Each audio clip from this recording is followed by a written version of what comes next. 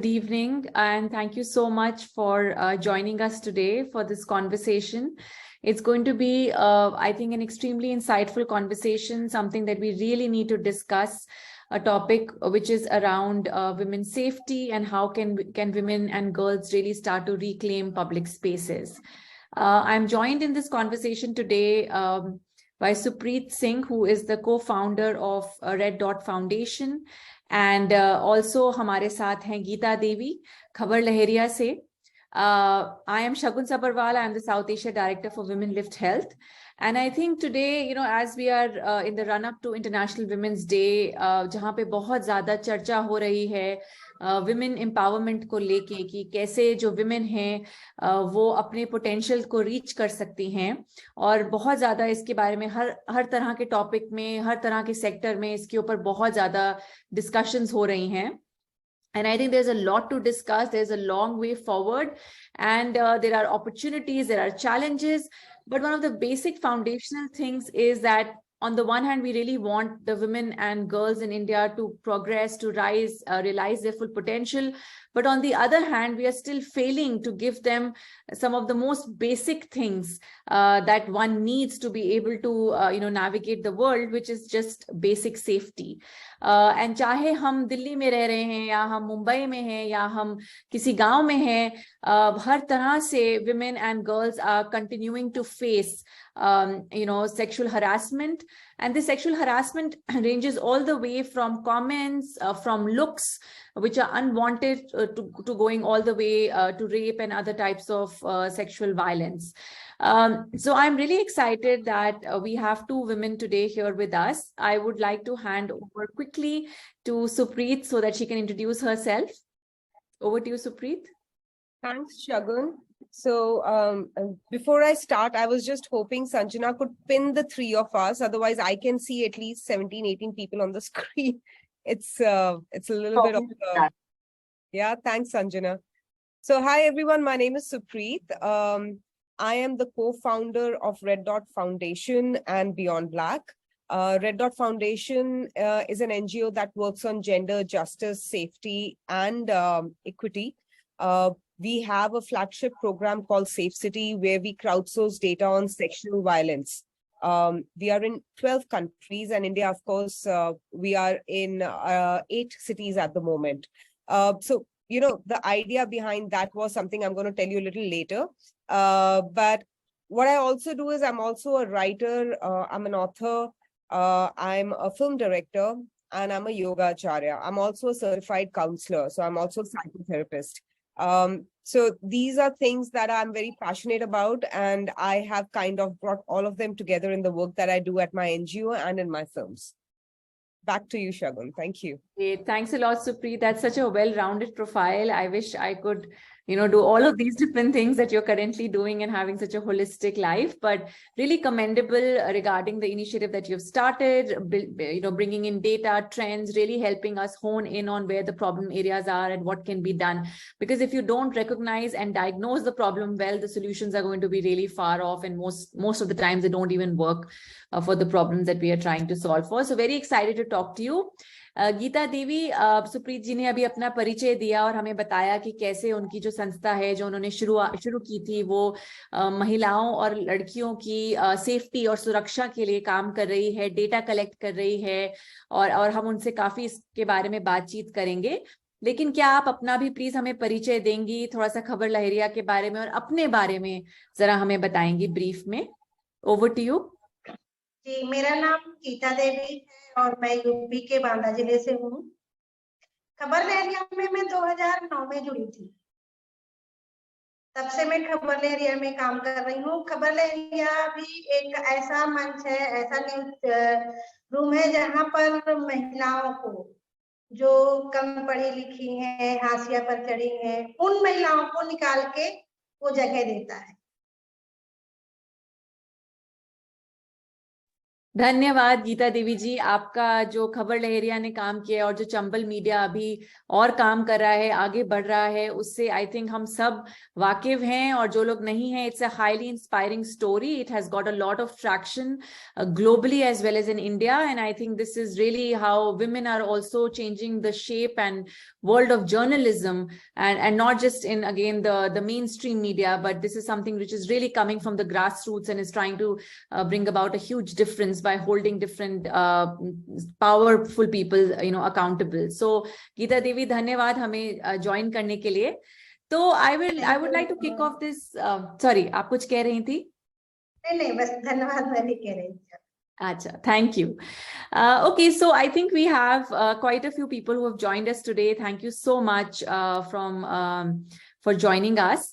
Let me start by asking Supreet a very sort of basic question, which I think is extremely important, which is that why is the female perspective on public spaces missing right now? What do you think is the reason why it remains such a, it's visible, and yet it's something which is never gets prioritized? We just have become it's become normalized almost, that's going to happen, and the onus is again on the women and the girls to take care of themselves. So why do you think that is the case? Thanks, Shagun. Thank you for that question. So, public space, we are a patriarchal society, women have always had to fight their way out of homes, whether it's for education, whether it's for jobs. So none of the infrastructure was ever made with the gender lens. It's not only women. I mean, disabled people don't have access to things because our infrastructure is so badly created and designed. Children don't have a safe way of navigating public spaces as well. Women in particular, because like I said, we are patriarchal, and we never wanted, I think when they created toilets, they didn't think of safety of women, right? When they created roads, there are hardly any pedestrian space left, Metros are places where probably there is still some work done. But more or less, you didn't have women sitting on the panels deciding how a city should be planned. You didn't have women as a beneficiary on their list when they were designing cities. Nobody actually thought about women. I remember going to a big petrochemical company with our work, and they actually said, when they started taking women in, they just realized they had no toilets in their whole organization across this country for women. It was like a big, oh my God, for them, So we've never been in the fabric, whether it's intent, whether it's investment, whether it is actual implementing tasks where you think, okay, this is the road we are making, where women will also partake. So can we make better pedestrian thoughts? Can we have better lighting? Can we think of something? Can we have eyes on the roads to make them feel comfortable and safe? So apart from safety, I think they didn't even think about how we can navigate public spaces. I actually don't drink water when I go out of home because I don't know whether I'll be able to visit a toilet, because I don't want to visit public toilets because they're very badly kept with no thought of women using them as well. So I feel that there's a very, it's a big circle and a cycle that we've constantly caught in because we didn't educate our girls. They didn't get jobs. They never got to be in companies to change things or make those changes. And infrastructures are always designed by men. Now it's changing. In fact, in Chennai, the state, Tamil Nadu state has asked us to come and sit on the panel while they're designing the city. World Bank is there. And the only people I saw there, I think we are almost 60% on the panel. Now that's a change which will actually change things, How can you make infrastructure safer for women? What do women want when they go out? They want to see things on the road, people on the road. They want to have parks they can go and sit with safely. They want toilets which will keep them safe. So I think things are changing now, but it will take some time to go to all the cities. And these are just cities I'm talking about. The rural places, the rural India is so backward. They don't even have roads. Forget about women. They don't have enough stuff for their elderly people, their children, even for men for that matter. So I think we have a long way to go in this country for that. Thank you so much, Supreet. I think that's, I loved the way you started this off by saying that there is the lens, that intentionality that gets missed, and women get missed out from being a part of these tables. In fact, Women Lift Health is really focusing on advancing women's leadership in health. And one of our main reasons is that who gets to sit on the table, who gets to take that decision, whose lived experience counts and matters, will then decide, it'll have like a ripple effect all the way from the policies that get designed, the schemes that get launched, and like you're saying, all the, inputs that get laid out. So Gita जी, अभी सुप्रीत जी से हमने ये पूछा था कि ऐसा क्यों है कि महिलाओं की सेफ्टी के लिए ये सोच नहीं है। तो उन्होंने एक बहुत अच्छा बताया कि क्योंकि जो हमारे मेन हैं, उन्होंने हमें इतना ज्यादा सब कुछ उनके पर्सपेक्टिव से बना है। मतलब चाहे टॉयलेट्स नहीं है जहाँ पे महिलाएं जा सके, क्लीन टॉयलेट्स नहीं है काफी ज्यादा, क्योंकि कभी महिलाओं को सोचा ही नहीं जब कोई चीज हम डिजाइन कर रहे थे। तो उस हिसाब से गीता जी, मैं आपसे पहले तो ये क्वेश्चन पूछना चाहती हूँ, क्योंकि आप एक ऐसे स्टेट से आती हैं जहाँ पे हमारे पास बहुत ज्यादा डेटा है कि अगेन इनइक्वालिटी जो है, महिलाओं और मेन के बीच में जो अंतर है वो बहुत ज्यादा है। और वो जैसे ही एक लड़की पैदा होती है, तब जब तक वो बड़ी होती है, ये जो डिफरेंस है ये बढ़ता ही जाता है हर चीज में। लेकिन आपने ऐसे जगह पे रहते हुए भी अपनी एक बहुत स्ट्रॉन्ग पहचान बनाई है, आपकी आवाज अब हर जगह तक पहुंचती है दुनिया में। तो क्या आप अपने बारे में बताएंगे कि आप पत्रकार कैसे बनी? अगर आप ब्रीफ में हमें थोड़ा सा अपना स्टोरी बताएंगे कि आप पत्रकार कैसे बनी और आपने कैसे वो काम करना शुरू किया पत्रकारी का। बहुत अच्छा सवाल है और मैं बताना भी चाहूंगी। जब मैंने काम ज्वाइन किया था तो क्योंकि मेरे 3 बच्चे हैं और मैं ससुराल में थी, तो हम दोनों की नहीं बनती थी, बहुत हिंसा होती थी मेरे साथ। उस हिंसा को मैंने बहुत ज्यादा झेला, तो मुझे ये लगा कि मुझे अपने पैरों पर खड़ा होना है, चाहे कुछ भी काम मिले। और वो हिंसा में मतलब मेरी इतनी बड़ी मजबूरी कहें या क्या कहें, मजबूरी बनी कि उसने मुझे बाहर निकाल दिया। मेरे घर वालों ने काफी मना भी किया, लेकिन मैंने कहा कि नहीं, मुझे काम करना है। तो मेरे लिए सिर्फ पैसा जरूरी था उस समय, मुझे ये पता नहीं था किस तरह का काम होता है, लेकिन ये था कि मुझे काम करना है, कुछ भी मिले। और इतनी ज्यादा शिक्षित भी नहीं है, क्योंकि हमारे गांव में स्कूल नहीं थे, तो मम्मी पापा ने 8 के बाद पढ़ाया भी नहीं था, क्योंकि हमें गांव में जहाँ पे हम रहते थे वहाँ स्कूल नहीं थे, और शहर हमारे गांव से लगभग 15 किलोमीटर की दूरी पे था। लड़कियों के लिए इतनी पाबंदी तो होती है कि वो अकेले बाहर नहीं जा सकती। ये ग्रामीण एरिया का नियम है और आज भी है, लेकिन अब तो बहुत ज्यादा लोग निकलने लगे। इसलिए मैं यहाँ पर आई और मैंने सुना कि खबर लहरिया एक ऐसा मंच है जहाँ पर महिलाओं को जगह दी जाती है, और ऐसी महिलाओं को जो थोड़ा कम पढ़ी लिखी हो, उनके दर्द को समझा जाता है। तो मैं यहाँ पे आई, एक हमारे ही गांव की एक लड़की थी, उसके जरिए। और जब मैंने यहाँ पे आके देखा तो मुझे बहुत अच्छा लगा, और फिर मैंने अपना काम शुरू किया। थैंक यू गीता देवी जी, ये बहुत ही एक इंस्पायरिंग आपकी कहानी है, जहाँ पे आपने जो चुनौतियां आप फेस कर रही थी, बहुत ही मुश्किल समय था, और आपने उसको कैसे कन्वर्ट किया एक और आप आगे बढ़ती गई। तो ये बहुत ही इंस्पायरिंग है हम सबके लिए।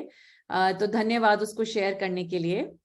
अब मैं सुप्रीत से कुछ और पूछना चाहती हूँ। So Supreet, I really want to kind of dig a little bit deeper into what was your initial thought when you started developing the Safe City app? And I know it also provides spaces for women and girls to talk about their experiences.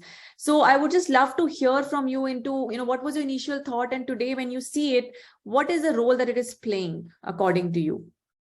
Thanks Shagun. तो मैं कोशिश करूंगी थोड़ा हिंदी में भी mix करूं, because I would want Geeta भी सुने और समझे मैं क्या बोल रही हूँ। तो ये कहानी हम सबकी लाइफ में हो चुकी है शगुन। शायद I am a survivor of child sexual abuse. I am also survivor of sexual harassment at work place, जिसकी वजह से मैं अपना यूके में करियर छोड़ के वापस इंडिया आई थी। सो ये अपनी कहानी है जो मैंने तो बोला सबको और मैंने सबसे बात की, लेकिन उसके कुछ साल बाद निर्भया हुआ था, अगर आपको याद है, 2012 में। और मैं और एल्सा हम बातें कर रहे थे, एंड हमने रियलाइज किया कि हमारे साथ कितना कुछ हुआ है जो हमने कभी शेयर नहीं किया कहीं पे, ना हमने रिपोर्ट किया है।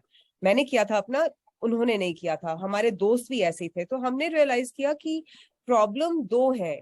एक तो ये है कि कोई रिपोर्ट नहीं करता है, और दूसरा ये है कि उनको पता ही नहीं है सेक्सुअल वायलेंस होता क्या है ना। किसी को नहीं पता कि कोई आपको छेड़े या आपको कुछ ऐसे वर्ड्स बोले, अब्यूजिव वर्ड्स, या सिर्फ आपको टच करे, ये सब क्राइम है। ये इन सब में आप जेल जा सकते हैं, ये उनको पता ही नहीं है। तो लोग रिपोर्ट क्यों नहीं करते थे? एक तो उनको पता नहीं था क्या है, और दूसरा ये था कि आप रिपोर्ट करोगे, एक तो पहले तो कोई मानता ही नहीं है कि आपके साथ ऐसा कुछ हुआ है। बहुत मुश्किल है एक लड़की को किसी को कन्विंस करना कि उसके साथ सेक्सुअल वायलेंस हुआ है। आप पुलिस स्टेशन चले जाओ, वो आपको 10 बार पूछेंगे कैसे छुआ, कहाँ छुआ, अरे मैम ये तो नॉर्मल छुआ, आपने कुछ हुआ तो नहीं ना, तो वो लड़की के लिए वो हैरेसमेंट लंबा हो जाता है। फैमिली वाले बोलते हैं किसी से मत बोलो, नाम खराब हो जाएगा, शादी कौन करेगा तुमसे, काम कौन देगा, अगर आप कंपनी में कर रहे हो तो you become a trouble maker. I remember sitting one with Pan Parag का के ऑफिस से कोई था, वो मेरी फ्लाइट में थे मेरे साथ, और उन्होंने बोला मैं तो लड़कियां एम्प्लॉय करना छोड़ दिया। सो तो बोलते नहीं है लोग। हमारी अथॉरिटीज बहुत इनसेंसिटिव है, नॉट एवरीवन, लेकिन है इनसेंसिटिव। उनको पता ही नहीं है एक सर्वाइवर के साथ कैसे बात करना है। फिर आप जुडिशरी, आपका चलो केस आपकी फैमिली ने बोला करते हैं, उन्होंने FIR भी दर्ज कर लिया, लेकिन उसके बाद जुडिशरी 7 से 10 साल लेती है हमारी कंट्री में। हमारी बहुत बड़ी पॉपुलेशन है, तो उनकी गलती भी नहीं है कई बार। तो उन्होंने अभी फास्ट ट्रैक केसेस भी करने शुरू किए, कोर्ट बिठाया सेक्सुअल वायलेंस केसेस के लिए, फिर भी लोग 2-2, 3-3 साल तक वेट करते हैं। सो यू नो दैट जिस लड़की के साथ ये हुआ है, जिस सर्वाइवर के साथ, वो अपनी जब हुआ था उसके साथ वो इंसिडेंट, वो वहां से लेके और 7-10 साल तक जीती है इसके साथ, तो कोई रिपोर्ट ही नहीं करना चाहता। सो हमने बोला अगर हम कुछ ऐसा डिवाइस करें जहां से लोग रिपोर्ट कर सकें, क्योंकि ये जो डेटा है, जब तक डेटा नहीं होगा तो पुलिस भी कुछ नहीं कर पाएगी, उनको पता ही नहीं है कि प्रॉब्लम क्या है। तो we wanted to build something where people can report to us anonymously, मतलब बिना नाम दिए, बिना अपनी कोई भी आइडेंटिटी दिए कोई हमारे साथ रिपोर्ट करे। तो हमने सेफ सिटी एक वेब और मोबाइल प्लेटफॉर्म बनाया, जहां पे हमने लोगों को बोला आप 3 चीजें बोलो सिर्फ, आपके साथ क्या हुआ, कब हुआ और कहाँ हुआ। तो जैसे ही कोई 3 चीजें बोलता है, वो एक गूगल मैप पे ना एक बैलून की तरह आ जाता है। तो जैसे जैसे लोग ज्यादा रिपोर्ट करते हैं, दे स्टार्ट, वो एक ट्रेंड दिखने लग जाता है कि जैसे अगर जहां पे गीता जी बैठी हैं, उनके ऑफिस के बाहर अगर 8 केसेस आ गए ग्रोपिंग के या ईव टीजिंग के, तो फिर वो भी ले सकती हैं एज अ कम्युनिटी कुछ उसका हल, या वो डेटा पुलिस को देके पुलिस के साथ कुछ हल ले सकती हैं। तो हम क्या करते हैं, हम ये डेटा पुलिस को भी देते हैं और हम कम्युनिटीज के साथ काम करते हैं ताकि हम उस एरिया को सेफ बनाएं। So that is what we do. लेकिन हाँ, हम बहुत सारे ऐसे स्पेसेस बनाते हैं जहाँ पे लड़कियां आके, लड़के भी, बिकॉज हम बिलीव करते हैं जब तक लड़के नहीं होंगे रूम में कोई सोल्यूशन सस्टेनेबल नहीं है, बिकॉज आधी पॉपुलेशन वो है, आधे हम हैं। उनको समझना जरूरी है कि एक लड़की को क्या लगता है जब वो कुछ करते हैं, वो भी शायद हल निकाले उसका। और ऐसा बहुत हुआ है कि लड़कों ने हल निकाला है अपनी कम्युनिटी की लड़कियों की प्रॉब्लम के लिए। So we create such spaces, and we create a lot of awareness programs on sexual violence, child sexual abuse. We are constantly working with youth. We have touched more than 10 million people so far. We have 50,000 reports on our app. We are in 12 countries other than India. So it's a slow progress, but yeah, so that's what we do. Did I answer your question?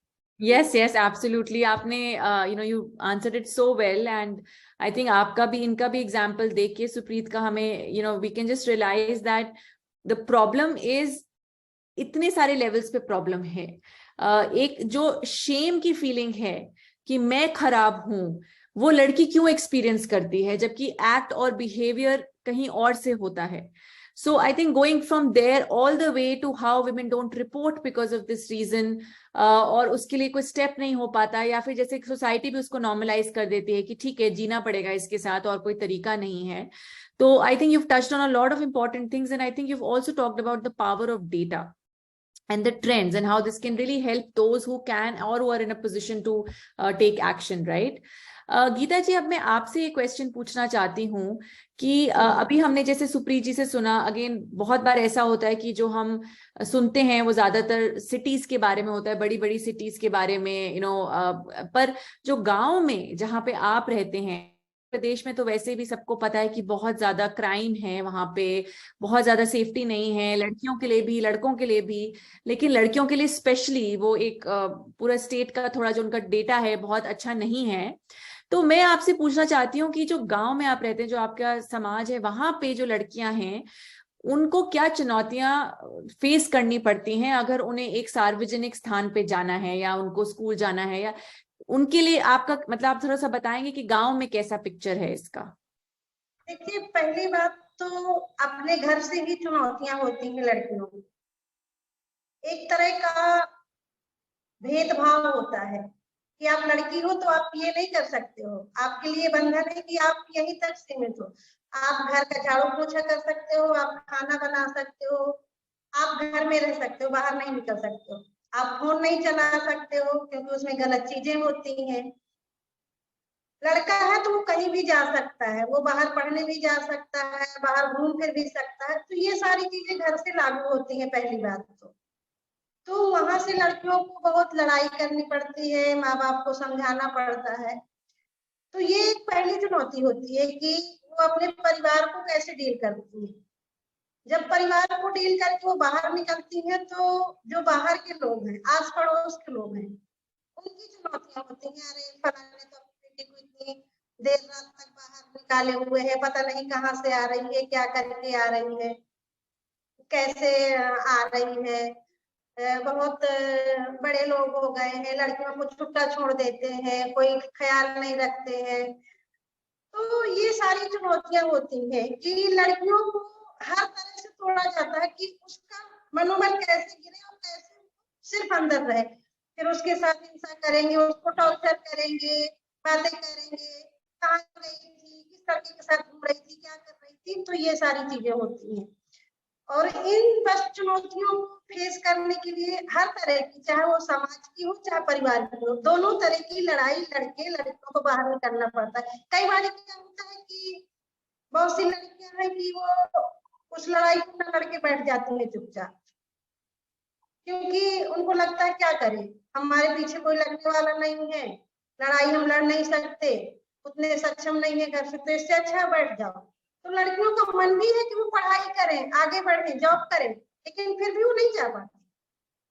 लेकिन जो लोग उस लड़ाई को लड़के पार करती हैं वो आगे बढ़ती हैं। और मुझे लगता है कि लोगों को आगे बढ़ने के लिए हर चीजों का सामना करना चाहिए, तभी हम आगे बढ़ पाएंगे। Thank you, Geeta ji. Supreet, I'll now come next to you, and one of my questions is going to be around the pandemic, where when the pandemic hit us, obviously our lives kind of really shifted and transformed in many ways. In terms of the experiences of violence, and general violence, especially, what can you tell us? How was it during the pandemic? मैं एक छोटा सा उदाहरण देना चाहूंगी, एक छोटा सा। हाँ जी गीता जी बताइए। मैं थी और मेरी एक फ्रेंड थी जो मेरे बगल के घर में ही रहती थी, और हमारे गांव में 8वीं तक भी स्कूल नहीं था उस समय, 5वीं तक था सिर्फ।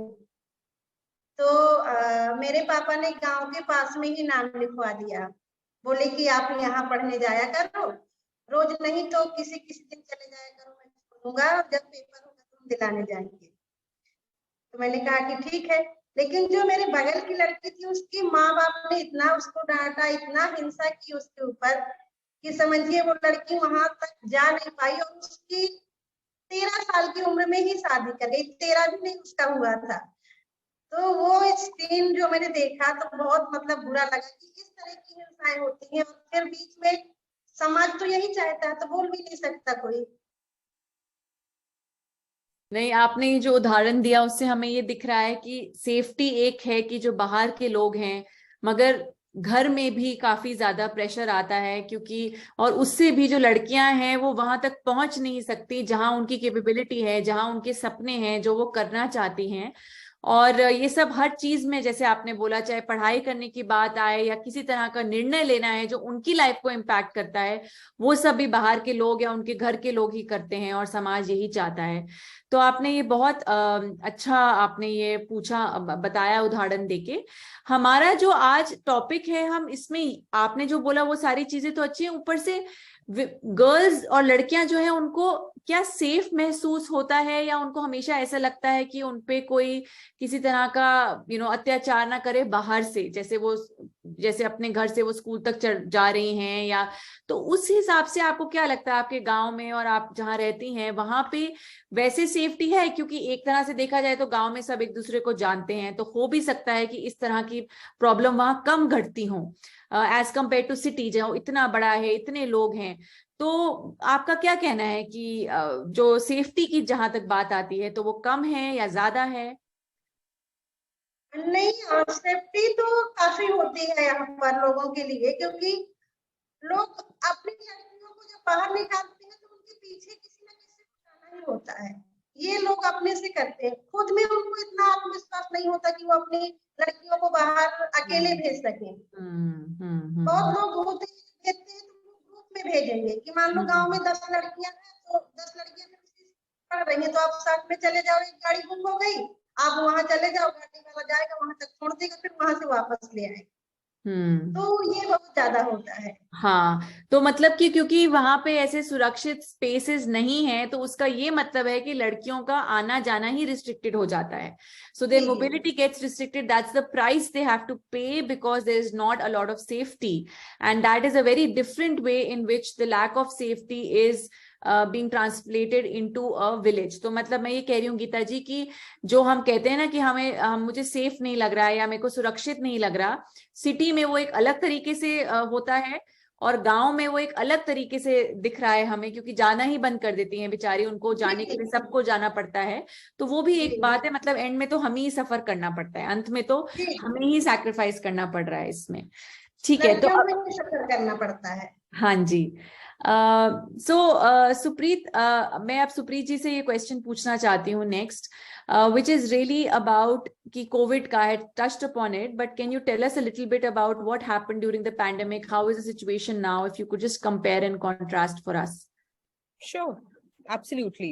So, overall, पूरी दुनिया में हर 3 में से एक लड़की या महिला के साथ कभी ना कभी सेक्सुअल वायलेंस जरूर हुआ है लाइफ में, और youngest person to report has been 13 years old. So child, right? But 88 to 90% of these people never report any form of sexual violence. So anyway, the numbers I'm going to share with you are not really reflective of what has really happened out there, right? लेकिन Covid के time में, जब Covid शुरू हुआ, lockdown से भी पहले जनवरी में, अगर आपके कोविड से पहले एक हफ्ते में, लेट्स या एक महीने में अगर आपके 1000 केसेस थे, which was a fact, 1000 cases of sexual violence, वो बन गए 1500 to start with, immediately when it started. So much so that अप्रैल महीने में 4500 केसेस हुए दर्ज, जिनमें से almost 90% were domestic violence. So the problem was that in India, if 1 out of 3 women was facing sexual violence normally, that number just rose. India में जो bureau ने report किया है, हर आधे घंटे में एक रेप केस होता है इंडिया में. Every half an hour. By the time we finish this conversation, 2 rapes would have happened. That was before COVID. COVID में वो नंबर डबल हो गया. हर घंटे 4 रेप होने लगे. The number of cases of child abuse increased so much so कि 10 दिन जब लॉकडाउन शुरू हुआ, 10 days from then, 1 लाख बच्चों ने SOS कॉल किया कि हमें on violence at home. Right? So this is what happened. By the time April set in and people started realizing what's happening, pandemic shadow pandemic का नाम उभरने लगा कि pandemic एक तो है ही कि हम लॉकडाउन में है, कोविड है, but the other thing was violence cases of violence just increased, right? They were I think in in June we realized there was again a sharp dip in reporting.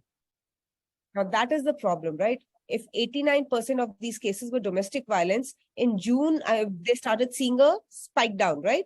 Because आप एक ही घर में अपने spouse के साथ रह रहे हो, पार्टनर के साथ रह रहे हो, फैमिली के साथ रह रहे हो, आप कहीं बाहर नहीं जा सकते, आप अगर फोन भी करना चाहो, कोई सुन रहा है, आप किसी को कंप्लेन नहीं कर सकते, तो रिपोर्ट्स हुई नहीं, लोगों ने रिपोर्ट ही नहीं किया.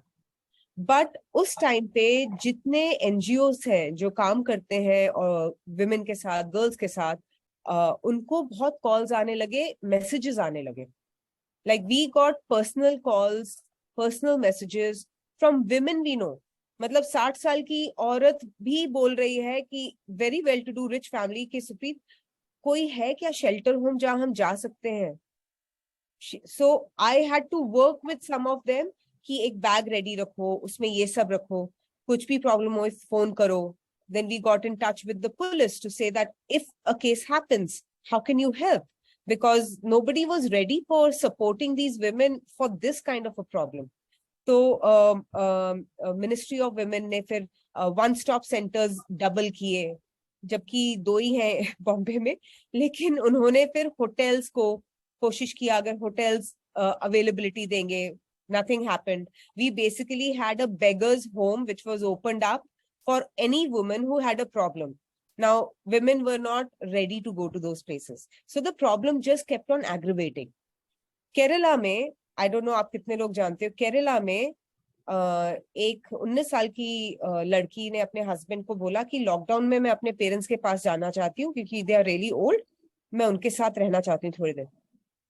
He gave her, forcefully made her have alcohol, and when she was inebriated, उसने उसको लटका दिया पंखे से, और suicide बोल के उसको बोला इसने suicide कर लिया. This is one case I'm telling you when it just started. So you can, अब वो तो कौन रिपोर्ट करेगा, right? तो ऐसे कितने केसेस हैं जो अनरिपोर्टेड गए, जहां पे 2 लाख केसेस ऑफ वायलेंस थे 2018-2019 में, they became 4,27,000 in 2021 alone, right? In 22, because reporting kam ho gayi cases. But that is the reality.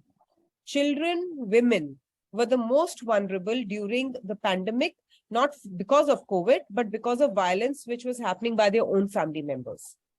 So that's the reality. My God, these are so disturbing. I cannot even imagine. And this just shows ki we are talking about public spaces, but even private spaces where women don't have a recourse or an ability to go out is actually more dangerous for them in so many ways. I mean, the numbers are just staggering. Yeah, I mean, I think this was the time also. Like a lot of people said, "Chalo, collateral damage ho gaya, lekin hamari authorities jaag gayi." I don't know how somebody can say that, but we realize women don't have this space right now. So what can we do, right? We started something called the Safe Circle. So I'm a certified counselor. So I started it. I designed it in a way where it was open for any survivor. India में बाहर से भी लोगों ने join किया, औरतों ने join किया. And मैंने हर Friday को 2 घंटे के लिए उन औरतों से बात की. लड़कों ने भी join किया, बच्चों ने join किया कि घर में violence है, अब अपने दोस्त के पास रह रहे हैं. So every Friday I used to do this. For 2 years I did it. But those people, so we could take some people, I think the 65 people who joined me for those Safe Circle conversations, at least kuch madad to unko hui hogi. It's just that thought, every one person you can help. And I mean, I think बहुत दुख होता है कि कुछ लोग जिनके साथ मैं बात करती थी अब वो नहीं है. कुछ ऐसे भी लोग हैं जिन्होंने कभी वायलेंस बोला नहीं, लेकिन मुझे पता है क्योंकि जब आते थे तो उनके ब्रूज होते थे फेस पे.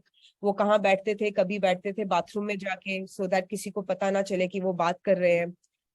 कई लोग सिर्फ फोन कॉल करना चाहते थे. तो वो 2 साल एटलीस्ट उन लोगों के लिए जितना डिफिकल्ट था, आई कांट इवन इमेजिन. हम लोग सोच ही नहीं सकते. हम प्रिविलेज्ड हैं, एजुकेटेड हैं, we live with people who are probably literate in the sense of what is a humane way of treating somebody else.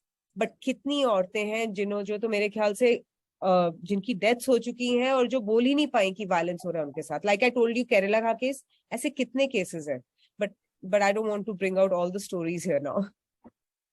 No, this is Supreet, you've really kind of given us a lot to think about, and I think वही हो जाता है कि जो ये, क्योंकि ये जब सारी स्टोरीज हैं ये हम सबको एक लेवल पे इतना डिस्टर्ब करती हैं, तो लोग इसके बारे में सुनना ही नहीं चाहते, बातचीत नहीं करना चाहते. जो डेटा है उसको हम कहते हैं हाँ एक और केस हो गया.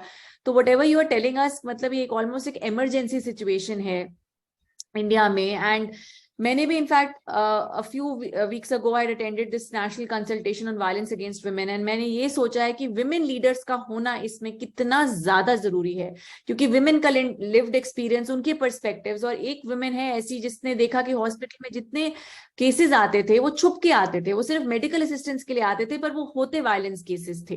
तो sensitizing the doctors, the nurses, so how can the medical system actually become a feeder so that we can identify these cases and do something about it, right? नहीं तो फैमिली तो उनको चुप कराने की कोशिश करती है, No, absolutely. So absolutely. In fact, I want to share this, that we are working with L'Oreal and we are training around 50,000 people Maharashtra में on something called bystander intervention.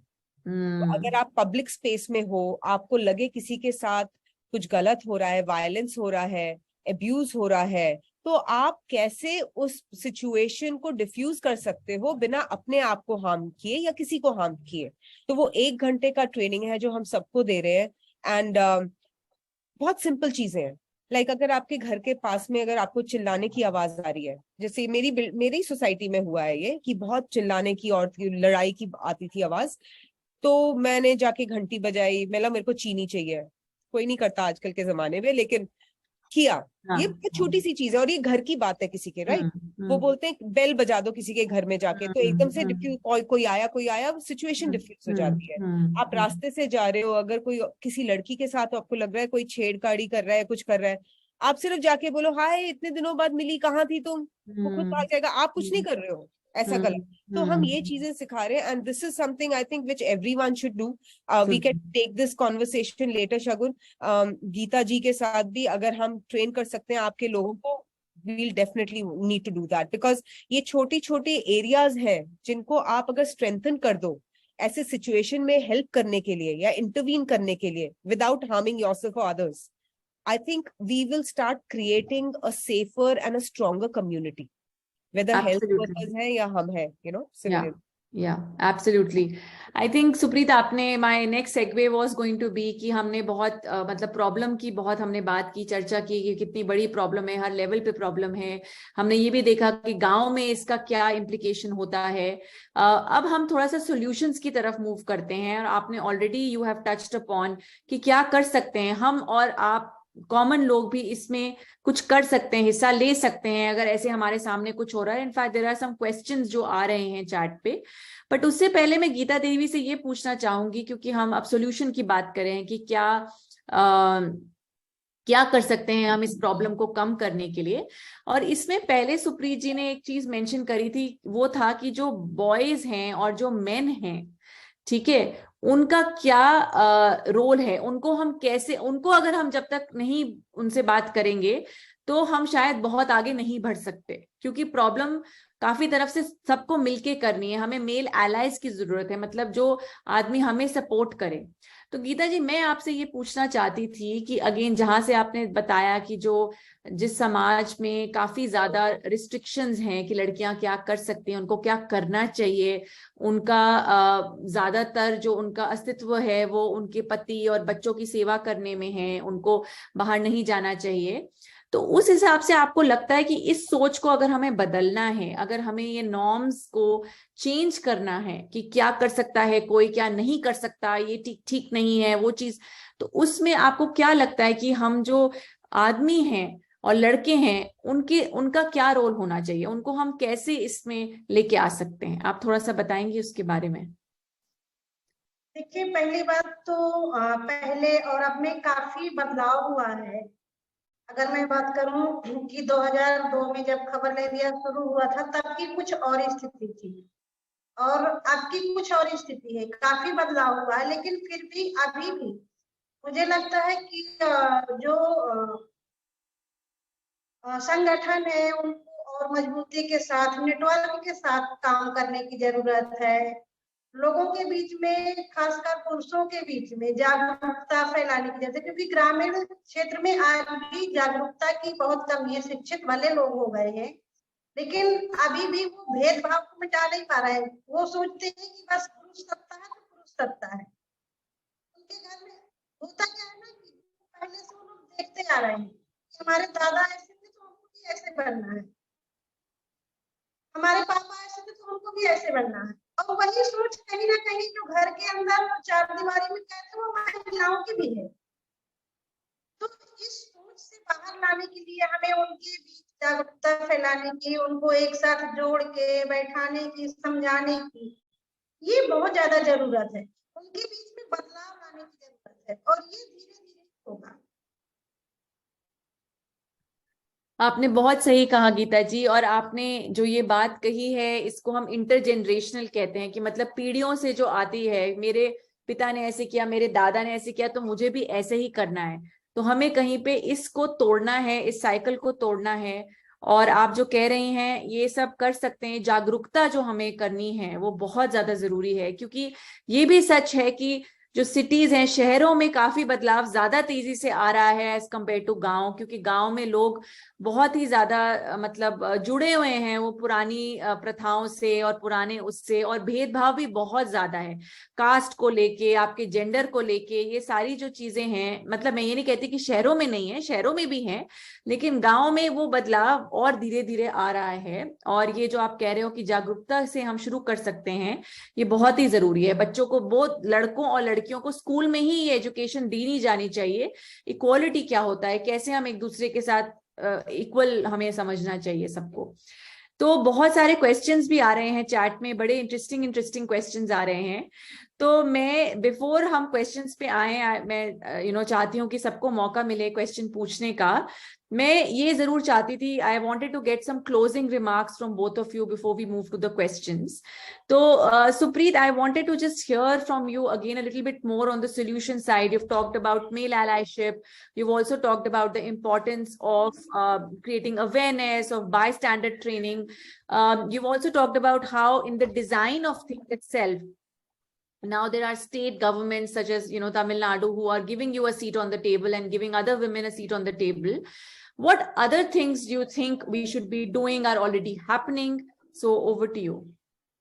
Thanks Shagun. So कोई एक solution नहीं है इस चीज का, क्योंकि जैसे गीता जी ने बोला, हम सब जानते हैं कि ये सदियों से सोसाइटी हमारी पेट्रियार्कल रही है। एक आदमी ने ये सोसाइटी बनाई है, उसके रूल्स बनाए हैं, पॉलिसीज बनाई हैं, कौन क्या करेगा, कोई क्या नहीं करेगा। तो ये होलिस्टिकली देखना पड़ेगा। हमारे सिस्टम्स हैं, सारे लॉज हैं हमारे, लेकिन उसको अमल करने के लिए जो लोग उसको चलाते हैं, वो लोग ही उसको नहीं मानते। उनको पता भी नहीं है कुछ को, बाय द वे, कि ये लॉज क्या है। तो वो स्ट्रेंथन करना बहुत जरूरी है। हमारी जुडिशरी को फास्ट ट्रैक जो उन्होंने बनाया है एक सिस्टम इन केसेस के लिए, अगेन सिस्टम है लेकिन हो नहीं रहा है काम। सो वो चीजें स्ट्रेंथन करना बहुत जरूरी है, इम्प्लीमेंट करना जरूरी है, जो भी गवर्नमेंट पॉलिसीज ला रही है औरतों लड़कियों को सेव करने के लिए। Apart from that, I think the most sustainable solution is education. You should bring in gender sensitivity, sexual orientation. ये हमें स्कूल में बच्चों को उनके करिकुलम में डालना चाहिए, ताकि बचपन से लोग समझे एक दूसरे को रिस्पेक्ट करना क्या होता है, कंसेंट शब्द का मतलब क्या होता है, जेंडर इक्वालिटी क्या होता है, ह्यूमन राइट जो है वो सबके लिए इक्वल है, लड़के या लड़की के लिए डिफरेंट नहीं है। ये बचपन से बच्चों को सिखाना चाहिए। हम ये करते हैं स्कूल्स में, लेकिन अगर ये करिकुलम में होगा, हमारी जितनी पीढ़ियां अभी स्कूल जा रही है वो सब पढ़ के निकलेंगी।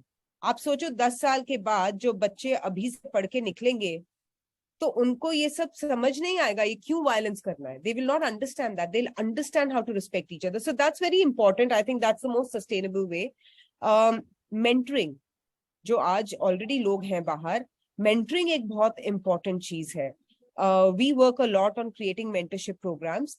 कॉर्पोरेट्स में अगर आप पाइपलाइन रेडी करना शुरू कर दो मेंटरिंग करके, आप देखोगे जैसे जैसे लैडर, जैसे जैसे आप ऊपर जाते हो, लेडीज लीडरशिप में बहुत कम है।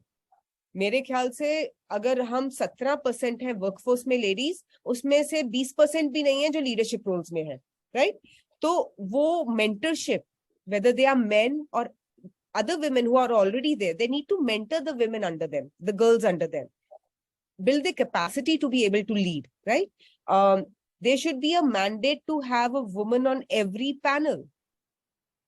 Women need to also start working. Women need to start applying for jobs जो men job जो बोलते हैं, gender occupation जिसको बोलते हैं, क्यों नहीं? जब मैंने सेल्स में काम शुरू किया था 2000 में, UB United Breweries में, I was in a liquor company, first girl in a managerial level, because I agreed to join sales. There were no women in UB, in liquor industry in India. I was the first one. And I opened the gates for other women and girls to join now. Now they're full of it. You know, so they have at least 30% of women in that company now who are managers.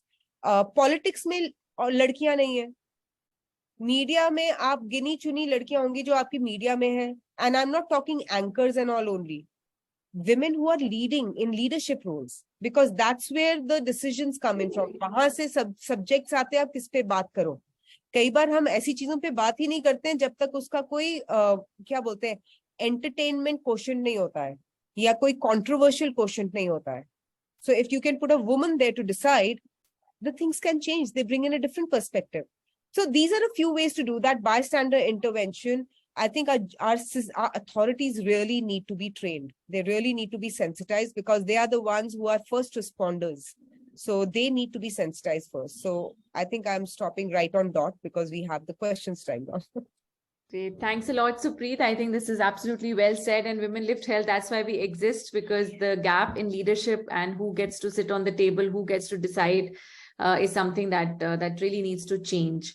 Gita जी, अभी आपको कुछ last बोलना है जल्दी से, नहीं तो हम क्वेश्चन आंसर्स पे जाएंगे. लेकिन जैसे सुप्रीत जी ने अपने एंड में थोड़े से कमेंट्स दिए ओवरऑल कि हम क्या करना चाहिए, आपको कुछ इसके अंदर ऐड करना है कि क्या करना चाहिए अभी?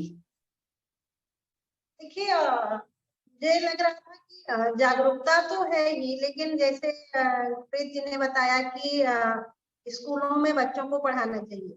हाँ, वो सही है, स्कूलों में बच्चों को पढ़ाना चाहिए, लेकिन सिर्फ स्कूलों बस से नहीं होगा. परिवार में भी उनकी जो चीजें चल रही है वहां पे भी हमें जागरूकता लाने की जरूरत है. बच्चे स्कूल से तो पढ़ के आ जाएंगे, लेकिन जब घर में उनको वही शिक्षा मिलेगी तो फिर वो उतना बदलाव नहीं होगा. दोनों तरह से बदलाव की जरूरत है. ये बहुत सही बोला आपने, क्योंकि जो उनको स्कूल में पढ़ाया जाता है, अगर घर में उनको बिल्कुल ही अलग चीज बोली जाती है तो बच्चा भी कंफ्यूज हो जाएगा और वो क्या करे. तो हर तरफ से उसकी जरूरत है हमें. और कुछ तो देखिए मीडिया से भी होता है कुछ चीजें, लेकिन वो पर उसमें टाइम लगेगा. अगर हम सिर्फ मीडिया पे छोड़ दें सब कुछ तो उस टाइप का ट्रांसफॉर्मेशन आने में बहुत टाइम लगेगा. और हमें ये कहना है हम सबको कि हम उसकी इतनी वेट नहीं कर सकते. World has to change. Women and girls need a better and a safer place to live and thrive and reach their potential. तो उसी नोट पे अब मैं I'll move to some question answers. So first question is for you, Supreet, which is, in fact, you've touched upon it a little bit already, but I do want to, still ask this question, that what is the first thing one needs to do when they witness or see an act of sexual violence in public spaces? So Geeta ji, ये question ये है सुप्रीत जी के लिए कि अगर कोई देखता है कि किसी के साथ सेक्सुअल वायलेंस हो रहा है तो सबसे पहले हम क्या कर सकते हैं अगर हमारे को पता चल रहा है कि ऐसा कुछ हो रहा है? देखिए, मान लो कि हम रास्ते पे जा रहे हैं और अगर कुछ हो रहा है तो, और नहीं तो हम वहां से गुजरते हुए हाय हेलो कर सकते हैं. थोड़ा तो अलग होगा. अगर उनके दरवाजे कुछ हो रहा है तो हम आस पड़ोस लोगों से, अरे भाई आप क्या कर रहे हो, थोड़ा मदद करिए, थोड़ा बातचीत करिए, समझाइए. तो ये चीजें कर सकते हैं. घर पे अगर आस पड़ोस कुछ हो रहा है तो हम कुछ नहीं कर सकते क्योंकि हम पड़ोसी हैं, और हम अगर कुछ बोलते हैं बीच में तो लोगों को बुरा लगेगा. एक फोन कॉल पुलिस को ही घुमा सकते हैं, किसी एनजीओ को ही सूचित कर सकते हैं जो उस मुद्दे पर काम कर रहा है. तो ऐसी चीजें कर सकते हैं हम. धन्यवाद. हाँ, बिल्कुल सही बोला आपने, and that's very good. Supreet, आप ऐड करना चाहेंगे इसमें कुछ? Yeah, of course. So, like I said earlier, I gave an example, right? अगर आपको लग रहा है किसी के साथ कुछ हो रहा है और तो आप एक तो अगर आपको लगता है कोई ऐसा चीज नहीं है जिससे आपको फिजिकल हार्म होगा, तो आप वहां जाके पूछ सकते हो कि क्या प्रॉब्लम है, जैसे गीता जी बोल रहे हैं, आप पूछो जाके बेझिझक।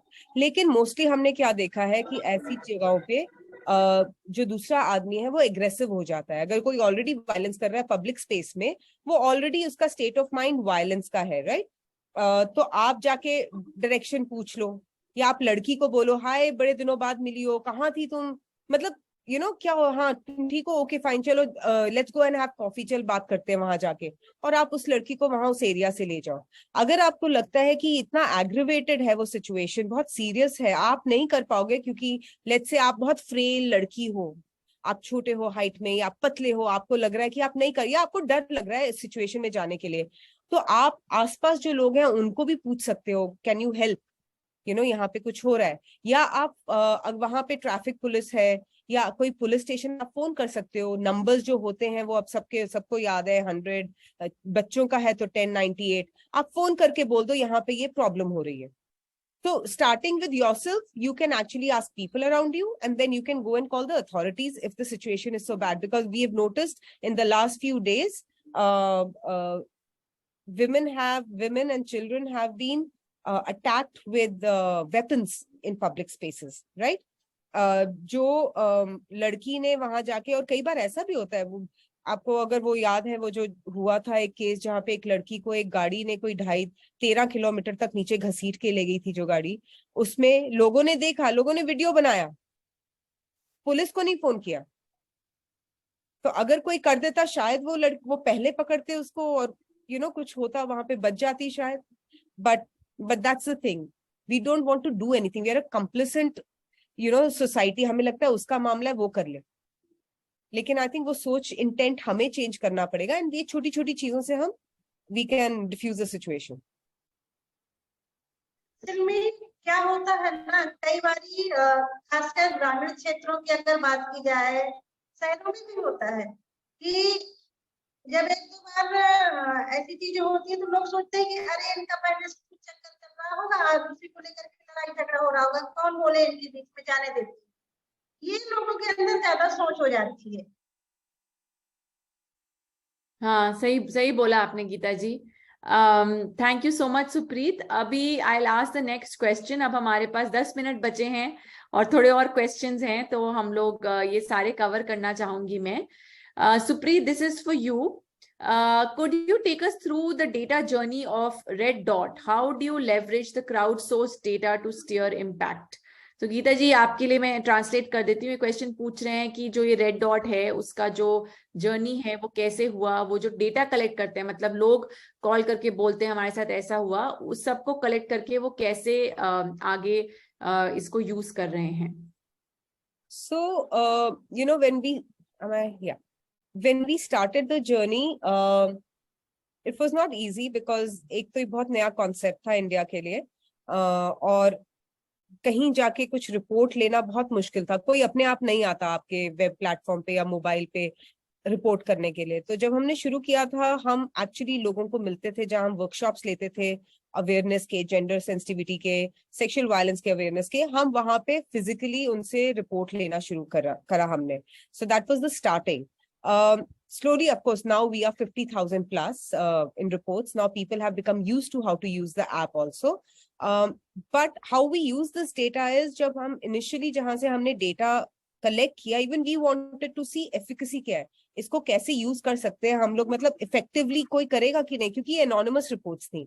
So there was a place in Bombay, and it was one of the little better off areas of Indian Mumbai suburb. एक रोड थी वहां पे, जहां पे वहां के जो लोग थे उन्होंने कंप्लेन किया था कि यहाँ पे ग्रोपिंग होती है एंड चेन स्नैचिंग होती है. So groping was part of sexual violence and chain snatching was something that they also added to it. And it happens सिर्फ 7 से 8 बजे शाम को होता है.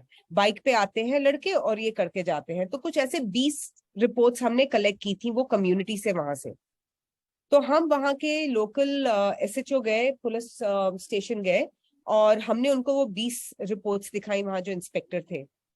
That inspector called his guy and उसने बोला रजिस्टर खोलो, यहाँ से कब कितनी रिपोर्ट्स आई हैं इस एरिया से पिछले 1 साल में. 2 रिपोर्ट आई थी टोटल। सो अब 20 रिपोर्ट्स हैं।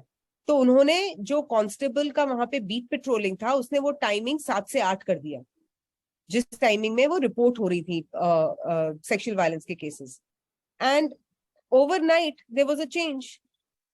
There was no case of groping or chain snatching ever after that beat patrolling timing changed.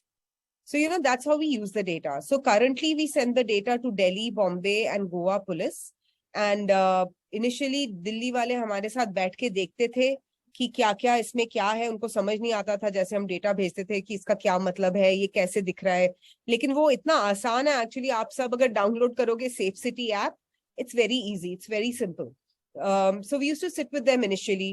फिर दूसरा जो हम यूज करते हैं, हम कम्युनिटीज में करते हैं। तो अगर हमें दिखता है 2 वे से, या तो हमें दिखता है किसी कम्युनिटी के आसपास कुछ केसेस बहुत ज्यादा बढ़ रहे हैं, ट्रेंड आ रहा है, इस टाइम पे ये हो रहा है, तो हम उस कम्युनिटी में जाते हैं, वहां के लोगों से बात करते हैं, उनको नंबर्स दिखाते हैं। जैसे ही हम कुछ शुरू करते हैं और एक कोई वहां से बोल देता है ना कि हाँ मेरे साथ ईव टीजिंग हुआ है शाम को इतने बजे, जब हम एंटर करते हैं तब, तो एक के बाद एक फिर सारी लड़कियां वहां पे बोलती है हमारे साथ भी हुआ है। सो वो कम्युनिटी, लड़के लड़कियां औरतें मर्द सारे साथ में बैठ के फिर सोल्यूशन निकालते हैं कि क्या करना है। फॉर एग्जाम्पल दिल्ली में संजय कैंप एक नाम है एक जगह का, ये इलीगल हाउसेस बने हुए हैं। 2050 फैमिलीज रहती हैं, एक कम्युनिटी टॉयलेट है सबके लिए। तो लड़कियों की वहां से कंप्लेन आई थी कि यहाँ पे ईव टीजिंग होती है, हम बाथरूम जाते हैं तो वो एक सोफा है, लड़के और आदमी लोग बैठते हैं, कमेंट करते हैं, टीज करते हैं, और अंदर आके कुंडियां टूटी हुई हैं, शीशे टूटे हुए हैं, तो हमारी वीडियो लेते हैं। तो हम वेट करते हैं, या तो कोई हमारे साथ चले, एक बाहर खड़ा रहता है, एक अंदर जाता है, या तो हम दिन में झुंड में ही जाते हैं। तो हम वहां गए, जो हम एंटर कर रहे थे तो वो किसी आदमी ने वहां से सीटी मारी। तो हमने उसको बोला आ जाओ, हम अंदर आपकी कम्युनिटी से बात करने जा रहे हैं। तो वो लड़का था यंग सा 17 साल का, तो उसने सुना कहीं पीछे से एंड ऑल दैट। लड़कियों ने पूरे कम्युनिटी टॉयलेट को पेंट कर दिया इंडियन पीनल कोड के, क्या इंडियन पीनल कोड है, उन्होंने पेंट किया, एक ऐसा ही कुछ दर्शाया जो उस लड़की के साथ हुआ था, किसी ने उसको छेड़ा था, तो वो उसने पेंट किया और बोला क्या ये सही है, पुलिस इसके लिए इस सेक्शन के अंडर आपको जेल डाल सकती है। ओवरनाइट वो सोफा हट गया वहां से।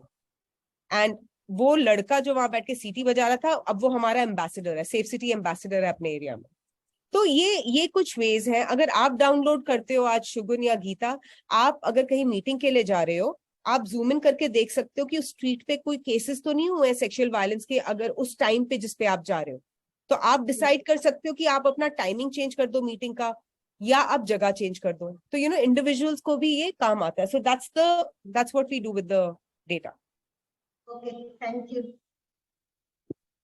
Great. Thanks a lot, Supreet. I think this is truly phenomenal. आपने जो किया है, I think it's really disruptive. जो whatever you are trying to do is just amazing.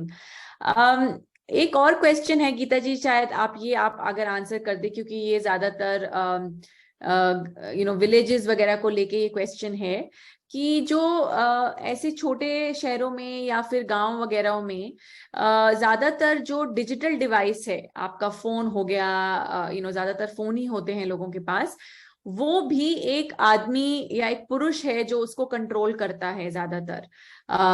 लड़कियां उसको नहीं एक्सेस कर पाती, कभी कभी जो पत्नी है या वाइफ है उसको भी वो नहीं मिलता। तो हम कैसे उनके, मतलब आपको लगता है कि एक तो ये ऐसा हो रहा है, दूसरा ऐसा अगर हमें उनको अलग से उनको फोन वगैरह दिया जाए तो उससे आपको लगता है कि ज्यादा एम्पावरमेंट होगी विमेन की? जी, मुझे लगता है कि उनके हाथ में फोन रहेगा तो वो थोड़ा उससे कुछ तो जानकारी हासिल कर पाएंगी। आजकल इंटरनेट का जमाना है, बहुत चीजें मिल जाती हैं उससे, और उनसे उनकी ताकत बढ़ेगी, जहां तक मुझे लगता है। क्योंकि जब से हमारे पास ही फोन आया, हम अपना अगर मैं उदाहरण दूं तो जब मेरे पास फोन नहीं था तो मैं नहीं कुछ कर पाती थी। मेरे साथ कितनी भी हिंसा हो, नहीं पता कि मैं किसको सूचित करूं, किसको क्या करूं। और आज मुझे लगता है कि नहीं, यही मेरी दुनिया है, क्योंकि फोन है तो सब कुछ है, मैं इससे कुछ भी कर सकती हूँ। तो ये एक बहुत बड़ा पावर है अपने हाथ में। कहीं पे भी हम जा रहे हैं, हमारे हाथ में फोन है और हमारी नजर ऐसे पड़ रही है, तो इंसान की नजर भी समझ में आ जाती है कि अगर सामने वाला हमें देख रहा है तो किस निगाह से देख रहा है। तो हम अपने आप को सुरक्षित करने के लिए रास्ता बदल सकते हैं, कहीं ठहर के फोन कर सकते हैं किसी को, तो ये चीजें बहुत हो सकती हैं, तो ये एक बहुत अच्छी चीज होगी। हाँ, सही बोला आपने। हो सकता है कभी ऐसा हमारा वर्ल्ड आए कि जिसमें हम विमेन को टेक्नोलॉजी के माध्यम से उनको ज्यादा वो एम्पावरमेंट के रास्ते पे चलें। अब हमारे पास सिर्फ 1 मिनट बचा है, लेकिन there is one last question. Supreet, this is for you, and maybe अगर गीता जी, अगर हमारे पास टाइम है, आप भी बोल सकती हैं। तो हमें ये इस सब चीजों में देखिए एक लॉ है जिसको इन्फोर्स करना है। अगर कोई गलत काम कर रहा है, उसको सजा मिले या फिर जस्टिस आए जिसके साथ वो हुआ है, तो उसमें अथॉरिटीज का बहुत जरूरी रोल होता है। वो अथॉरिटी आपकी पुलिस हो सकती है, जुडिशियल सिस्टम हो सकता है। And Supreet, you also referred that how we need to fast track the cases. मगर हमें ये भी पता है कि ज्यादातर ये सुनने में आता है कि जो पुलिस का है उनका अपना एटीट्यूड ठीक नहीं होता। जब कोई महिला उनके पास जाती है, उनको बहुत तंगी फेस करनी पड़ती है, स्पेशली अगर कोई सेक्सुअल वायलेंस का केस होता है। So what can we do to enlighten, this is the question, the so-called enforcers of safety, जो हमारी सुरक्षा के लिए जिनकी ये ड्यूटी है, वही कभी कभी हमारे लिए सपोर्ट नहीं करते, उल्टा ज्यादा प्रॉब्लम करते हैं। तो गीता जी, आप इसके बारे में कुछ बोलना चाहेंगे? नहीं तो फिर मैं सुप्रीत को बोलूं। हाँ जी। देखिए, ये बात बिल्कुल सही है कि जिसको हम कहते हैं कि वो कानून के रक्षक हैं और वो हमारी सुरक्षा कर सकते हैं, कई बारी वो उसको सुरक्षा की दृष्टि से नहीं लेते, कई बारी लेते भी हैं, कई बारी नहीं लेते। उनका कई बारी इतना अजीब सवाल होता है कि सामने वाला भी जवाब देने में हिचकिचाहट महसूस होती है। एक बार मैं रेप केस कवरेज करने गई थी, एक लड़की के साथ रेप हुआ था, उसकी FIR नहीं दर्ज हो रही थी, और जब मैंने पूछा तो पुलिस वाले ने सवाल किया लड़की से, मैंने लड़की से पूछा तो लड़की ने कहा, मुझसे कहता है कैसे किया है, क्या क्या हुआ है आपके साथ। तो इस तरह के सवाल उनके होते हैं। वो हमेशा ये कहते हैं कि अरे लड़कियां तो फंसाने के लिए लड़कों की इस तरह से झूठ बोल रही हैं, उनकी पुरानी कोई रंजिश थी, इस तरह का केस बना के फंसा रही है। तो ये एक बहुत बड़ा पुलिस का रोल होता है। अगर पुलिस ऐसे मामलों में लड़की के बयान से ही एक्शन ले तो 100% थोड़ी बहुत तो कमी आ सकती है, लेकिन पुलिस इसमें ऐसा नहीं करती। थैंक यू गीता जी, बिल्कुल सही बोला आपने। और हमें पुलिस को भी ये बहुत जरूरी है कि उनको भी ट्रेनिंग मिले, उनके लिए भी कुछ इंसेंटिव्स हो या पनिशमेंट हो कि वो ठीक से करें। Supreet, over to you for this question. Thanks, Shagun, and thanks who has asked this question. This is like one of the most difficult answers, I think, because हमारी कंट्री में कोई एक रीजन नहीं है जिसकी वजह से हमारे अथॉरिटीज इतने इनसेंसिटिव हैं या जो कुछ करते नहीं है, कई बार एक्शन नहीं लेते हैं। It starts with the fact that they are not gender sensitive. They do not understand that a woman also has human rights. It's very difficult to make them understand that. वो biases हैं उनके, stereotypes जो हमारे society में कब से रहे हैं। लड़की को घर में रहना चाहिए। आप कभी, जैसे गीता जी ने बोला, आप कभी चले जाओ पुलिस स्टेशन, और ये हर पुलिस स्टेशन की बात नहीं है, सब ऐसे बुरे नहीं होते हैं, कुछ लोग होते हैं अच्छे भी और जो हेल्प करते हैं, वो मेरा पर्सनल एक्सपीरियंस भी रहा है। लेकिन कुछ होते हैं, आप चले जाओ कभी, आप पूछो तो बोलेंगे मैडम क्या कपड़े पहने, ऐसे कपड़े पहन के निकलोगे तो योगा, तो आपको ही बुरा लगता है, आपको लगता है कि मैंने ही गलती कर दी, वो गिल्ट पूरा आप पे डाल देते हैं। तो वो चेंज करना जरूरी है, ये बायसेस तोड़ना जरूरी है। जब तक ये ट्रेन नहीं होंगे, एजुकेट नहीं होंगे, कुछ नहीं होने वाला। और ये सिर्फ एक ऊपर के इंस्पेक्टर्स की बात नहीं है, ये कांस्टेबल्स, क्योंकि वो फर्स्ट रिस्पॉन्डर्स रहते हैं जो बैठे होते हैं वहां पे या जो जाते हैं कहीं पे। तो हम पुलिस फोर्सेस जिनके साथ काम करते हैं, हम उनको ट्रेन भी करते हैं। इनफैक्ट हम जितने भी IPA के प्रोफेसर्स हैं, जो इंडियन पुलिस एकेडमी है, हम ट्राई कर रहे हैं कि उनके भी करिकुलम में ये डाला जाए, ताकि उनको सेंसिटिव रहना सीखा जाए, कैसे सर्वाइवर्स से कैसे बात करते हैं। इनफैक्ट हम बना रहे हैं अभी एक, इसके ऊपर भी एक, we are going to make a workshop where we teach and we train police people on being sensitive to survivors, how to deal with survivors. They don't know how to deal with survivors. दूसरी चीज ये है कि I think all of us need to know the law. हम सबको पता होना चाहिए कि लॉ क्या बोलता है।